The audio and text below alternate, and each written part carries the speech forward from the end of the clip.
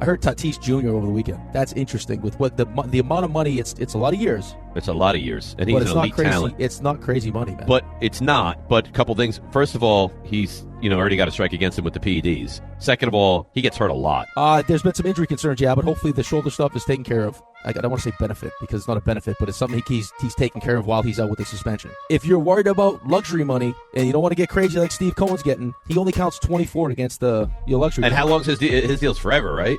He is signed up and through 2034. Imagine this, Fernando Tatis Jr. as a New York Yankee playing shortstop. Now, I know that sounds crazy, but the San Diego Padres are acting really desperate lately, trying to compete after they got a really close taste to the World Series after seeing the Philadelphia Phillies go ahead and advance and get all the way to the World Series. The Padres are doing whatever it takes to try to win this upcoming season. Now, with that in mind, the Padres try to get Aaron Judge, try to get Trey Turner, and then they finally succeeded by overpaying Xander Bogaerts. They gave him an 11-year, $280 million contract, a huge overpay. And why would they do that after having one of the best up-and-coming stars in Fernando Tatis Jr.? If you don't know, Fernando Tatis Jr. signed a major contract. A few years ago, he signed that 14-year, $340 million contract. A huge contract with a no-trade clause, basically cementing him as the San Diego Padres' forever shortstop. But with Xander Bogaerts now, that kind of blows that plan out of the water. Yes, the Padres have in the past considered having Tatis go to the outfield, possibly center field, or one of the corner positions. But with Trent doing really good in center field, he's probably going to look at a corner position. Now, with all of this said, how could the Yankees finesse a way in getting a Fernando Tatis Jr.? Keep in mind, Fernando Tatis has a no-trade clause, so the guy does not want to be traded, yet with the circumstances and everything that has occurred with the San Diego Padres and possibly that team chemistry in that clubhouse, Tatis, I could see possibly waiving that no-trade clause and being shipped off to a different team, hence the Yankees. The Yankees, as you know, are looking for their shortstop. Yes, you can say we have IKF, but really at the end of the day, IKF is just a stopgap guy. Now, if the Yankees are looking to make a major trade or they're doing something big on what Michael K is saying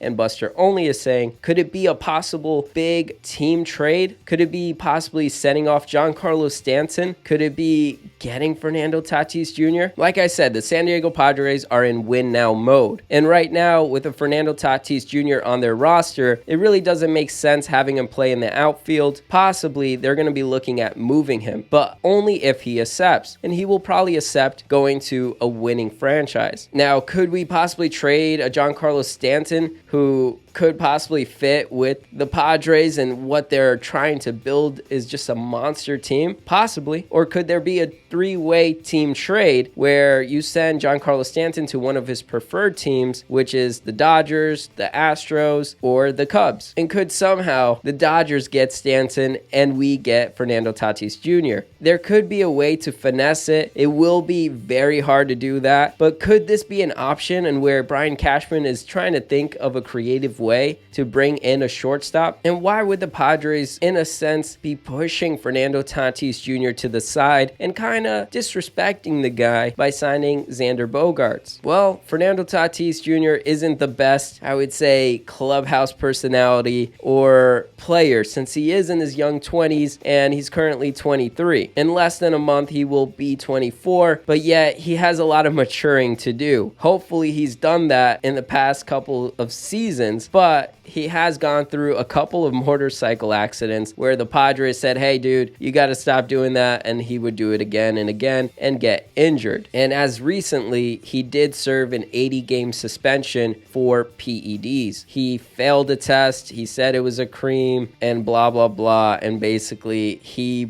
lost the respect of the whole clubhouse. Personally, I don't think he was doing anything to really enhance his game. I think it was just maybe something that was just caught off guard. But then then again, you just never know. And yes, he does have that 14-year contract, but it leads him all the way up to age 35. And since he signed that contract a couple of years ago, it's a pretty affordable contract when you look at it. In 2023, he's going to make around $7 to $8 million. In 2024, he's looking to make around $11 to $12 million.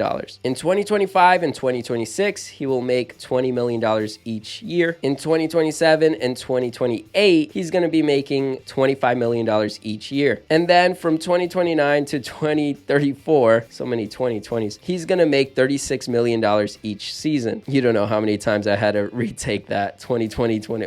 As you can tell, it's a cheap contract. It's kind of similar to a Giancarlo Stanton contract, where this massive contract was done a couple years ago. So now it doesn't seem that crazy to pay him $35 million down the road in a few years, where contracts would probably be starting at around $50 million each season. He's not the best defensive shortstop. He did have in 2021 a -6 defensive runs saved, and in total in his short career, he has a -9 defensive runs saved. Not the best shortstop, and so that's why maybe the Padres are looking to have him play in the outfield, but the guy is talented and can improve. Keep in mind, he's only 23 years old right now. He can improve, and if the Padres are willing to take him off their hands and give him off to some other team, this could be a perfect opportunity to bring that star power over to New York. Now, let's talk about some of the pros to having a Tatis Jr. come on over. In his rookie year in 2019, he hit 22 home runs and had a .317 batting average. In 2020, in that shortened season, he hit 17 home runs and hit .277. And in 2021, he had his best season yet. 42 home runs, hit .282 with 97 RBIs. He was out in the 2022 season due to the suspension, also mixed in with the motorcycle injury. So you could see how some of these teammates don't really like the guy because of just a simple fact that he needs to mature. Is he worth it? Could the Yankees send on over a few prospects to the San Diego Padres or to a third-party team in order to make this trade worth it? Is it worth sending on over some of our prospects over to the San Diego Padres or possibly a third team in the mix? Could be, but it is a big move, and trading a Fernando Tatis Jr. with that massive of a contract, he will have to definitely approve that trade since he does have that no trade clause. But it's seeming like the San Diego Padres are trying to push him that way and trying to basically tell him, hey, get out of here, and hey, we got a new replacement here, and that's not going to help at all, having that replacement of Xander Bogaerts there. Tatis is possibly better than Xander Bogaerts, and they're kind of disrespecting the dude by just having, now Bogaerts in his position. And now Tatis is going to have to think about a corner position, which I think even Tatis himself will request a trade. And a fresh start with a different organization could mean something good for Tatis and his future. He has been seen as the face of baseball and not really caring